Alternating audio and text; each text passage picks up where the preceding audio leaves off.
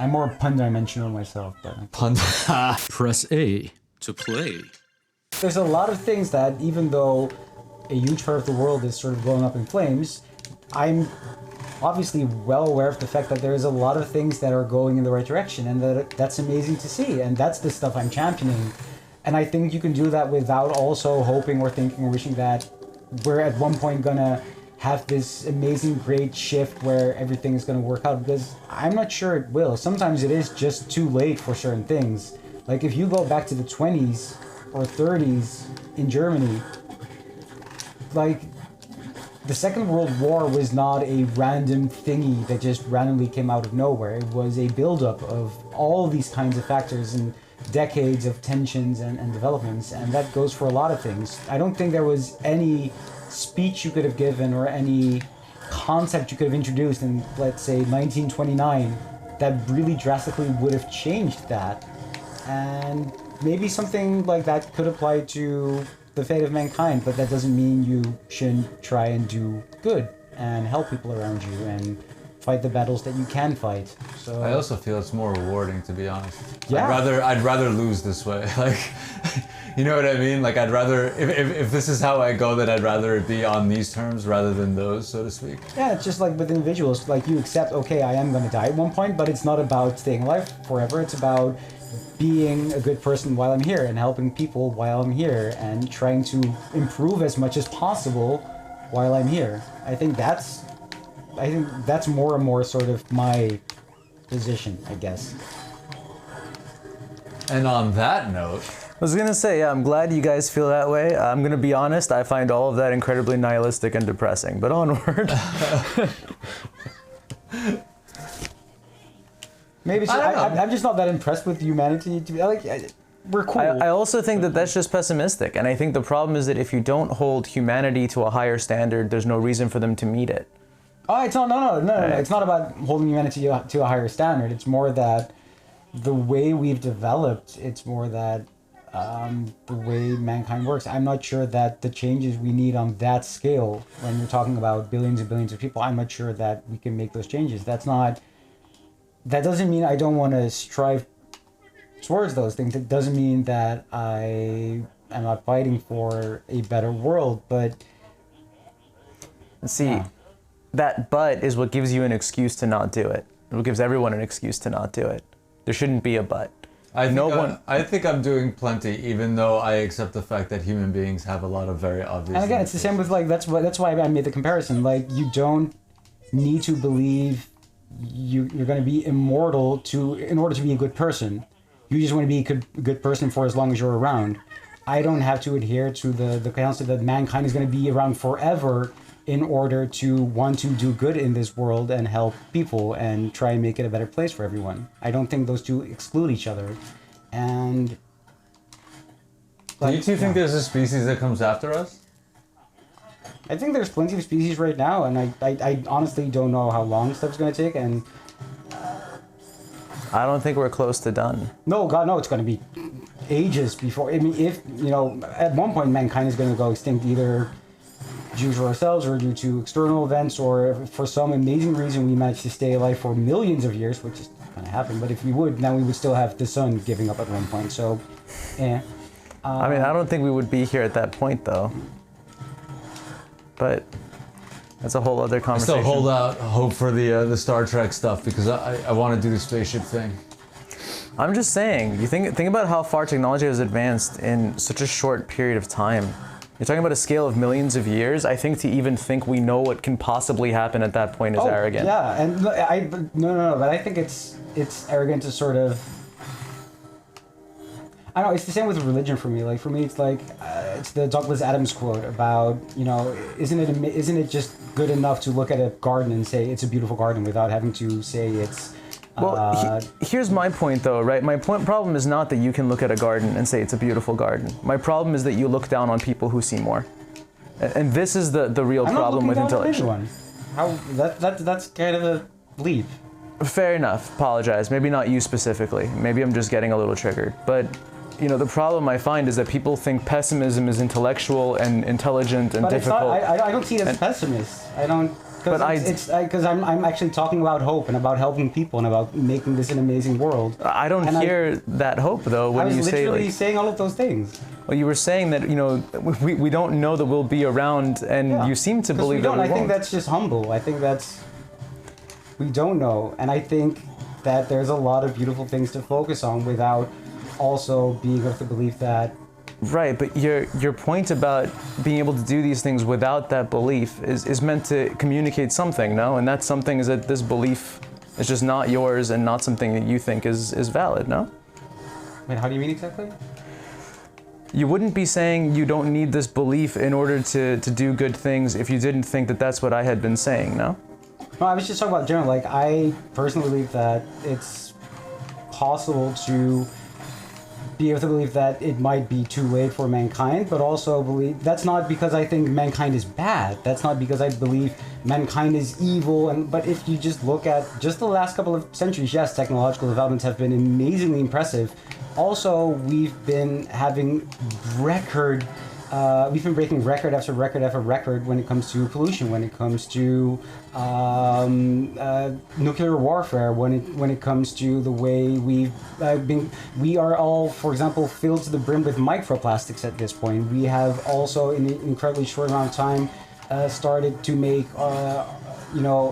we're pretty much. What's it called? And we've been pretty much become resistant to antibiotics. Like that's gonna take just a bit more time. Like it's not that I'm saying like, oh, mankind is too evil or too lazy or too stupid to make it.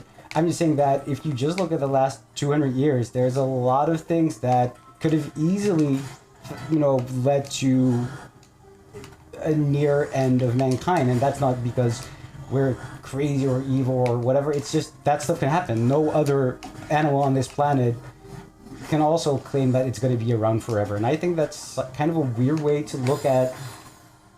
I don't think that should be the motivator. I think the motivator should just be to be good for people and to improve wherever you can improve things, instead of just this notion of what.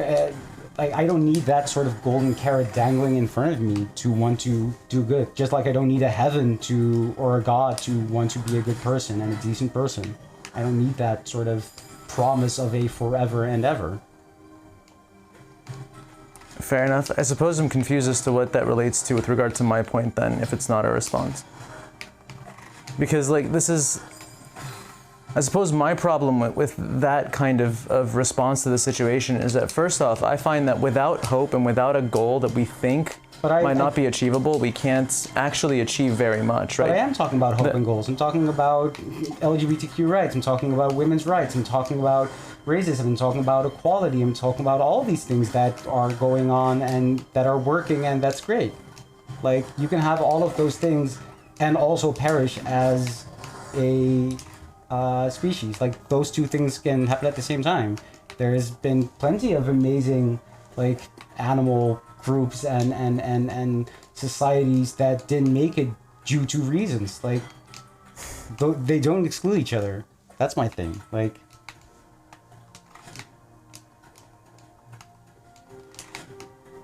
Okay. How do we get rid of the spiky thing? That's an excellent question. I think I have to have a thing to run into it. Like one of the monsters to run into. Can you it. throw Theo up there? No, I think the spikes kill him. Oh, never mind. Wow. There you go. Classic Theo.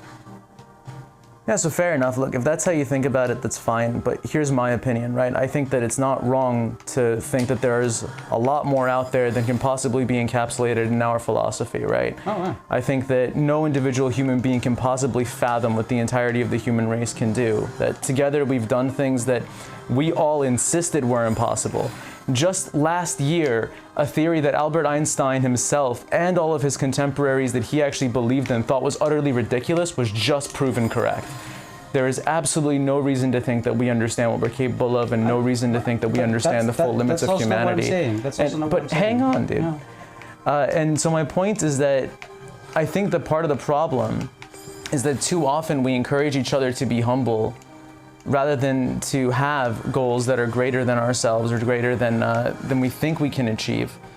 and provide ourselves with the motivation to achieve those things. I think that humility becomes often a tool to attack those who are trying to achieve those things by making it more difficult for them, by telling them that it's not possible and so on when really it is. And I also think that it's too easy and often lazy to encourage humility and pessimism as an intellectual and realistic pursuit, rather than accepting that it's actually more difficult to be optimistic in the face of adversity. And I think that this is the problem with the conversations that we often have around these topics. To say I have hope in our being able to do something about climate change is often looked down upon, when there's no reason for that. We've just decided that if you haven't already given up, if you're not so terrified that you do nothing but talk about the bad sides, you don't know what's going on. And that's not necessarily true. That's not my position, and I'm the one here who bought like fully automated luxury communism because I believe that's the kind of approaches we need, and I do believe in that. And I'm also not saying that our point of view should be, well, it's all gonna end anyways, because I don't have a clue. Like, for all we know, we're gonna be around for millions and millions of years, and I think that should be what we strive for. The only thing I'm sort of saying is that I just don't have that as my main focus. I just want to try and do as much good as I can within my lifetime. But I'm not saying I know how things are going to go or how things are going to end. That's the cool thing. I honestly don't know. It can go a lot of ways. None of us do, right? We can end up in like an even worse hellscape than we are in right now, or we could have the kind of, for example, revolution that we need and be in a way better place in like just a handful of generations. I'm not excluding any of those options. It certainly sounds like you think one of them is more possible, but I suppose I can't blame you for that. It's because it's difficult for me given the time that those changes need. It's more difficult, to see the one I want to see, because first of all, for like socialism, for example, to really be able to take hold, to actually work in a society, you need the actual, you need a foundation for that. You need people to actually be open to it, and that takes a lot of time and a lot of priming. And especially if you look at the USA, where there's been a ridiculous amount of anti-socialist propaganda for like almost a century at this point, that's gonna take more than a couple of years. This is where we disagree, right? Because I've seen what the latest generation in the USA is like. I know though. I'm not saying that isn't happening. I'm just saying that obviously there's a lot of work to be done. Are you Amsterdam-splaining the USA to me right now? I think we disagree here. I'm just saying that I think you would agree with me that there's been a crazy amount of anti-socialist propaganda in the last century over in the USA, and that isn't something that disappears in a couple of years. Did that shit just throw him back at you? Yep. Yes, it did. No, look, I'm not saying that you're wrong. I'm saying that you're wrong. No, I'm not saying that you're wrong about the propaganda. I'm saying that I have a very different view of the latest American generation than you do, clearly, and I have a great deal of faith. What do you think my view is of the latest generation? Well, my point is that, like, I clearly believe they are capable of making great strides in a much shorter period of time than you do. This is very clear, right? This, I think, is the difference in our thinking. I'm a lot more optimistic about the difference that the latest American generation can make and the length of time they can make it in than you are. I think Gen Z might genuinely change the landscape of America. And I say this because I have seen the effect that they've had firsthand on American corporations. Not because of a theory, but because I work with clients that work in the highest echelons of those corporations, right? I work with clients that have worked in, I can't name a lot of my clients, but I've worked with a lot of high-tier American companies that work with great quantities of money, let's say, right? And what I've seen repeatedly is that, for instance, they've been forced to offer much higher salaries and much better benefits, not because they want to, and certainly not because it's profitable, because they literally can't get employees otherwise. So even just in the last few years, they've been forced to offer better positions, better salaries, better benefits, just to get employees in the first place. That's right? Like shifts within capitalism. Though. I also look, it is a shift within capitalism, but I believe that that's the way it has to happen. I don't think a revolution is going, well, I mean, I think a revolution might happen. I'm hoping that it doesn't have to come to a bloody revolution. But my point is that, like, the landscape has changed and I've seen it, right? I've seen the changes that have been made in the last few years alone that have made living life as a low-tier employee significantly easier within the context of that capitalism. I've seen a lot of those older people retiring. I've seen the differences in voting. We thought there was going to be a red tide that wiped out the Democrats in one of the latest elections, and that didn't happen, just straight up. No, I know, yeah. And so like things like that make me a lot more optimistic about the timeline that these changes are going to require in order to be made. The thing though is that I'm kind of slightly pissed that you're kind of sort of, even though I never said anything specifically about a certain generation being capable of anything, sort of trying to put words in my mouth where I don't have any faith in this generation or its capabilities, because that's very much not the one thing that makes me fearful of things not going in the right direction.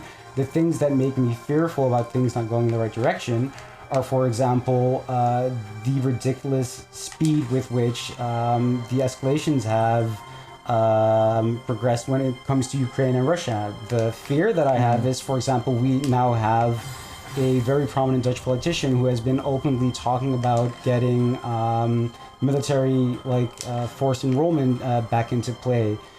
My fear is that the things that we need to happen for good are obviously things that take time, and it's for a lot of really scary, really horrible things, it's like this, and it can happen. We can see like the Ukraine thing escalating like crazy in no time whatsoever. We can have the most horrifying of weapons being just launched within seconds. We can have people being forced to join the military in no time, which is happening in more and more countries, for example, throughout Europe, and is more and more of a discussion. That's the kind of thing that it's not about, I don't think any generation would be able to quickly deal with that. If, for example, that's my thing. It's not about, well, I don't think the generation is capable of, I don't think any society, any generation is capable of dealing with the fear of like a political and economical elite we're seeing right now. And we also saw that with, again, I love that example because everybody uses it.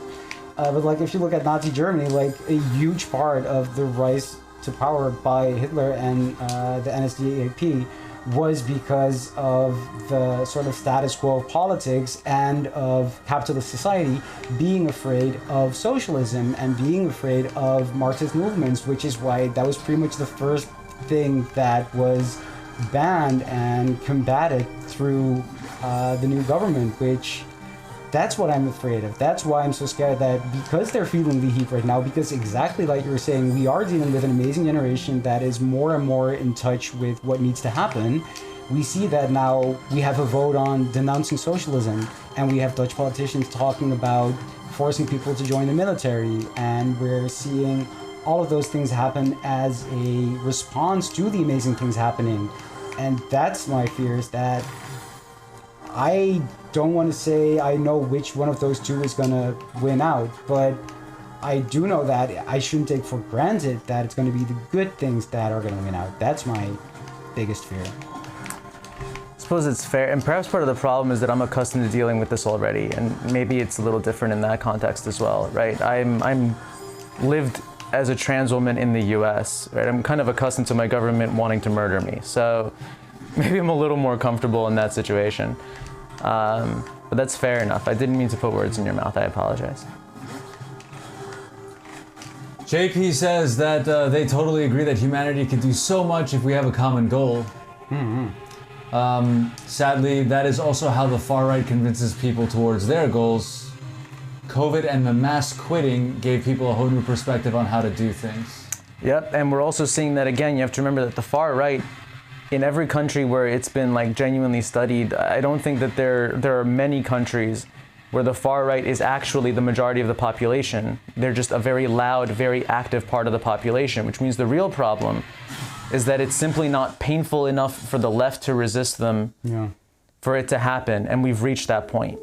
And this for me is a big deal, right? When it's not just the queer people, when it's not just the people who have a reason to fear their government is going to try to murder them, but when it's almost everyone who has reason to get up and actually get out there, vote, do something, then it becomes different. That 20% of the US that is the far right, and I think now it may even be less than 20%, they are successful not because they are the majority, and not because most people agree with them, but because they see what is going on in the liberal parts of the US as a genuine threat to their way of life, and it's so painful for them, they're motivated to go do something about it. If the other 80% of the country were to get up and do the same, they wouldn't have a hope in hell. And it wouldn't even take that much of them, right? It takes almost all of the 20% of the far right. It would take a quarter of the other 80% just to match their efforts.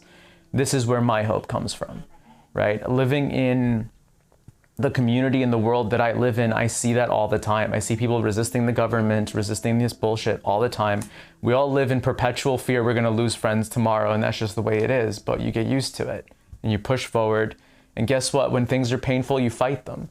You're not comfortable sitting around talking about it intellectually anymore. You get up and you actually freaking do something. This is where I hope we're headed. Because at this point, the majority of wealth, the majority of power, and the majority of comfort are concentrated at the very, very uppermost echelons of humanity among the people who are least capable of actually contributing to the society in question. And at this point, I think that's untenable.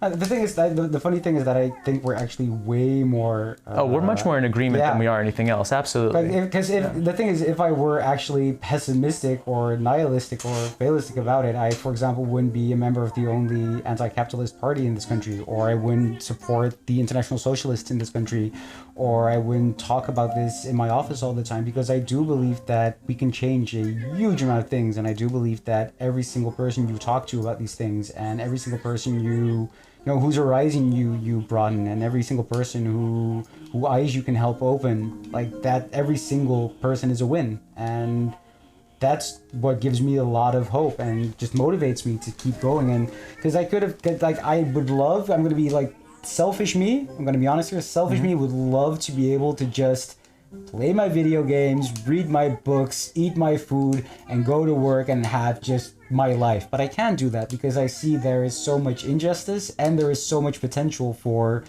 way more justice and way more joy and way more freedom. And I do believe that that is something you have to always actively work on.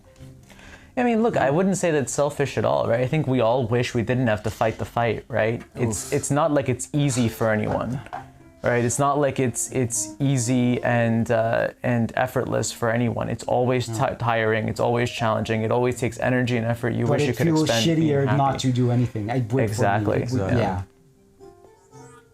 I just cannot be that person who would always, and I also couldn't be that person who would just always click away whenever I see anything about something going on. Like, I'm not. I do try and keep in balance. I do try and have my my dumb, stupid moments where I'm just all about Pokemon. You have to. You can't lose yourself. Yeah, like I have to say, just for the record, that you also have to worry about your own mental health. That's why at a certain point, it is okay to click away from something disastrous, because exposing yourself to things you can't do anything about over and over again just to exhaust yourself doesn't actually help anyone. Yeah. Least of all you. I heard that about the International Socialists, actually. That was one of their bigger issues over here in this country, that they would have like a lot of, let's call them professional protesters. But the thing about that is that you would have these people just only joining to just keep on protesting and being sort of in the trenches all the time. And they would just get burnt out because it would take way too much energy. And then they would just quit entirely because they would, like a lot of people do with a lot of things, they would, draw the conclusion, I cannot do this. This is too much. But if you were to try and find some balance in there, you could keep going and going and going, keep, the fight going. And that's the one thing you want. I had to learn that shit during my burnout. Yeah. Trying to do everything all at once. Sometimes you gotta admit you're not Superman. Like at some point it's okay to take a break. Andrew does come close though. I mean, he certainly tries. He gets a lot more done than I ever could. I'm very one-dimensional though. I'm very much a one-trick pony. All of my efforts are in the responsible AI and like the academic publishing space, really. I'm more pun-dimensional myself, but Pun. Also, bring it back to puns. If I were to ever describe you, one-dimensional would not be one of the words. It's also true, yeah. I think you have a goal that doesn't make you one-dimensional, but yeah, I mean, it is good to have a focused goal as well. They're so encompassing that it, I don't know, I don't keep up with other things that are going on. So like, I learn most of what is going on, like in the media world, just from hanging out with you two. I don't really watch movies. When I watch movies, I have a constant dialogue going on in the back of my head about other things that are going on. So I'm barely paying attention. forget all these layers of interpretation and meaning that you two pull out so effortlessly. All that stuff right over my head. But I think at a certain point, you know, I had to decide that there are a couple battles that I think I can fight. I think I can do all right. I don't think I'm the one that succeeds, but I think I might be able to plant the seeds. And just getting to the point where you're planting the seeds, unfortunately, in academia, takes a lot of work. But the payoff, if it works a little bit, is huge. And so, I don't know, I think during my burnout, I had to kind of decide, I can do these two things. These two things I can do. Maybe that's just what I do. Like, I do these two things. And maybe I gotta learn about everything else and be imperfect on other fronts. I'm a vegetarian, not vegan. I don't know really a lot about trans stuff, even though my sister is trans. I gotta learn about it from her, kind of thing. And maybe that's inefficient in some ways. And I can try to improve in those areas. But I feel like the things that I really could do, like maybe really do well enough to like make a difference, are in these like two lanes. And maybe just trying to do everything was just too much for me. So maybe if I accept that I will be very imperfect in these other places, but try and set a standard in the two places where I think I might be able to do something, maybe that is good enough for me. Maybe. Sounds healthy to me. Yeah. I don't know. It always feels like you're not doing enough. You know what I mean? Yeah, you'll never feel like you've actually done enough. No. That's all right. You gotta give yourself a break every once in a while. I think not feeling like you're doing enough is like a pretty good sign that you still care. I think when you're convinced that you're doing enough, I think that's when you should be scared. I think that's when you're complacent and not. I'm not saying that you should always feel bad about yourself. That's obviously not what I'm advocating, but more that I think if you had to choose between always feeling like I've done exactly enough or, you know, could I do more? Yes, I think it's the latter you want to lean towards, and then obviously not through self-hatred, but through self-love and being able like, yeah, I could do more, but it would probably lead to another burnout. It would probably lead to whatever, and I need to try and keep my balance. But at least always check in with yourself and be like, okay, could I do more? Could I, for example, help out a bit more? Yeah, I'm earning a bit more money, so I can donate a bit more. Or hey, I have some more time, so I can help out with this demonstration, or I can help out on this nonprofit, or I Produce content and put it out to the world. There you go. Just always keep on checking in with yourself. So Alex is his sister? Yeah, sorry, I've been lost reading this because they're talking about some heavy things. Yeah, Alex is actually his sister. They're now discussing what depression feels like. Because apparently Madeline is depressed and often drinks to cope. And has panic attacks and often drinks to cope, which, I can definitely empathize. JP says, take care of your own island first. Can't do anything if that gets messed up.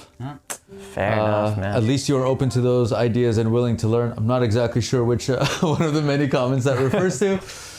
Here you are openly discussing it and how you could improve. I have this silly made up saying I like to use. Perfection doesn't exist, but that doesn't mean you shouldn't try to achieve it. Yeah, with you on that. And I think that's what makes working in like academia and in the nonprofit space, I don't know, so motivating. Because especially in the world with like open source software and these things, you know, there's always the chance that, I don't know, you contribute to that domino tipping. You know what I mean? And I think everything going on with Twitter and Mastodon is a really good example of this. Academic Twitter is largely leaving and going to Mastodon now, which is an open source federated platform. It's the craziest thing. And I really, really hope it pans out because it's an example of what could happen with, again, in my lane, academic publishing. It's an example of what might happen there. It could be, you know, in 10 years or something, that something like Wikipedia happens, but for all academic publishing, all science. It could just become a citizen science thing. Like, you could decide, I'm going to learn about how to manage this small ecological issue, go online, fall down a rabbit hole, and at the very end of that rabbit hole, end up looking at data and learning the basics of how you analyze that, and then deciding you're gonna contribute some of your human resources to maybe solving that problem. Like, this I don't know. It could happen. Like somebody could be the domino that tips that thing over. And so I don't know. I see these kids, and even though I tend to have I'll admit I have a more pessimistic attitude typically. I see these kids and I think, yeah, but you know, like maybe, you know, if I just show them, like I take the approach that you know, like the fastest way to get to the right answer is to put the wrong one on the internet. I think that's the quote. So I'm like, if I just keep showing these kids the wrong, because I don't think I have the right answer, but if I just keep showing them the wrong answer, like if I make the draft and I'm like, okay, this is what I think it should be, I have the hope that one of them is going to be like, no, stupid, here. But that's exactly the thing, right? Is that like, you don't know what you don't know, right? And sometimes you just have to have a bit of faith. Yeah, JP, I'm calling it Alexandria. After the library, and the idea is that it does for all of science what Wikipedia did for encyclopedias. And this is a long, very ridiculous, complicated discussion, but I'm one of many, many people actually that are working in that space, just trying to make science an interactive thing, right? So where people who are not scientists can interact with it, making it completely open for everybody. So at the moment, you got to pay to access articles, which is idiotic because the funding to create the knowledge and to do the work in the first place almost always comes from taxes. Yeah, I'm also sad that it doesn't already exist. But again, there are lots of people working on this. I'm one of quite a few, which is very encouraging. Yeah. Homies. Yeah, this is a pretty important part of the game, so I think we should probably pause it or Do we want to walk through this? Yeah, I've also not been... I have no idea how long this conversation is in the game, to be honest. But we're definitely getting into some deeper things about Theo and Madeline here. And some of this conversation is actually really interesting. They described depression, panic attacks, what to do about it. Right now they're discussing Waddy being part of Maddie.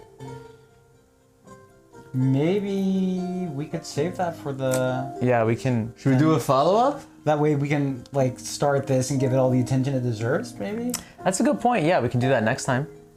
Yeah, maybe even rewatch the conversation, because now I feel a bit bad that I got lost in what we were saying. Wasn't paying attention, and it's like the super heavy moment, you know? Next time on Press A. Like No, JP is saying I could try to calm the chat down. Homie, you have no idea how much fun this has been, and I'm pretty sure I speak for all of us. The chat very has true, been very amazing. true. You know, We're gonna find a way, I think, to message you personally the next time that we record. we appreciate that, you know, when we lit the beacons, the king of chat responded, but yeah, no, we appreciate it, and I think it's actually made things a lot more fun. No, I think these conversations are part of what makes doing this fun, but yeah, this is also a heavy part of the game that I think we should maybe pay attention to, because this is something that affects a lot of people in this situation. So how about we round off here and we pick up right here the next time we play Celeste? Sounds good to me. Sounds like a plan. Chat King, much love. From the One Bit Fam. You were part of the conversation. He goes, they said, I feel like I was part of the conversation. Great time. You were, yes. Yeah. See, next time we'll find PJ, so there'll be an evil JP as well, and you can fight them in the chat. All right. Okay. Well, thanks for hanging, JP. If anybody else ever watches this, thanks for watching. Yeah, if you're watching this in the future, thank you. We appreciate you. Much obliged. All right. This is One Bit signing off. Peace, everybody.